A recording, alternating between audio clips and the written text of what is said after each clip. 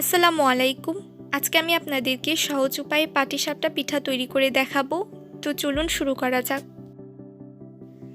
পিঠা তৈরি করার জন্য আমি একটা সসপ্যানে 6 টেবিল চামচের মতো গুড় নিয়ে নিচ্ছি। এর সঙ্গে দিয়ে দিচ্ছি 2 টেবিল চামচের মতো পানি। চুলার জালটাকে মিডিয়াম টু লোয়ে রেখে গুড়টাকে গলিয়ে নিতে হবে। আপনারা চাইলে মাইক্রোওয়েভেও কিন্তু গলিয়ে নিতে পারেন। আমার গুড়টা পুরোপুরি গলে গিয়েছে।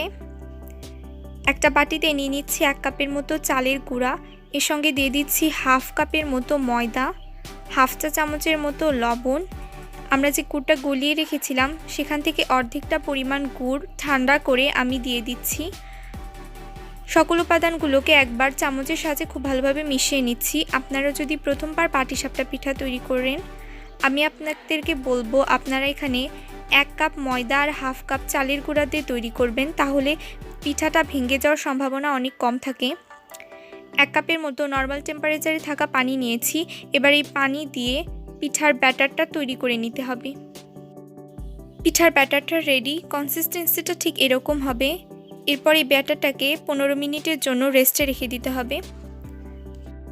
একটা বাটিতে 2 টেবিল চামচের মতো চালের গুঁড়া এবং এর মধ্যে 1/4 কাপের মতো দুধ দিয়ে দিচ্ছি।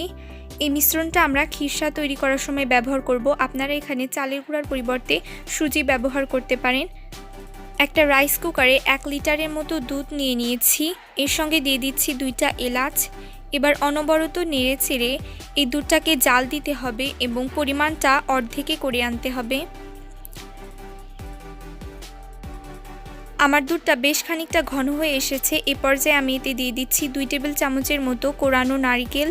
আপনারা চাইলে কোরানো নারিকেলটা স্কিপ করতে পারেন।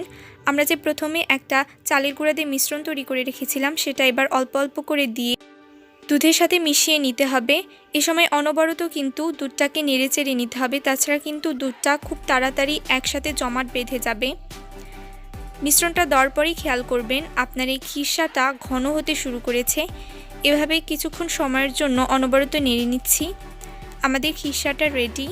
একে আর এর চেয়ে বেশি ঘন করব না, কারণ ঠান্ডা হওয়ার পর এটা আরও একটু ঘন হয়ে যাবে। আমি খিরসাটাকে 4 থেকে 5 মিনিটের মতো ঠান্ডা করে নিয়েছি।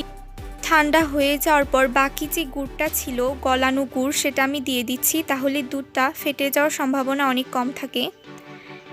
15 মিনিট পর আমাদের পিঠার ব্যাটারটা একটু ঘন হয়ে এসেছে, তাই আমি এতে আরও 4 টেবিল চামচের মতো পানি অ্যাড করে কনসিস্টেন্সিটাকে অ্যাডজাস্ট করে নেব।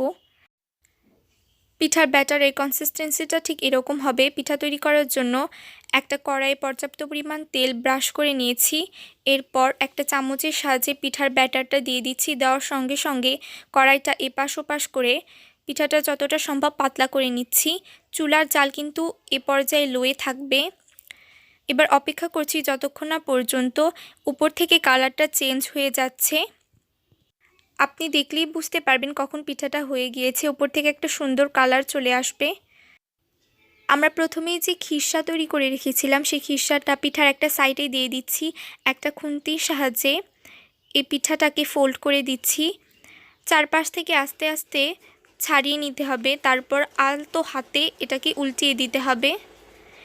এই কাজটা খুব সাবধানে করবেন, তাছাড়া কিন্তু পিঠাটা ছিঁড়ে যেতে পারে।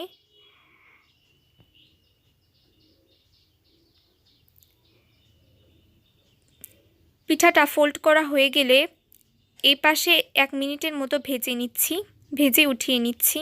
এভাবে আমি সবগুলো পিঠাই ভেজে নেব। আমি সবগুলো পিঠা ভাজার পর উঠিয়ে নিয়েছি। তো হয়ে গেল আমার সহজ উপায়ে পাটিসাপটা পিঠা। আজকে এখানেই বিদায় নিচ্ছি। সবাই ভালো থাকবেন, সুস্থ থাকবেন।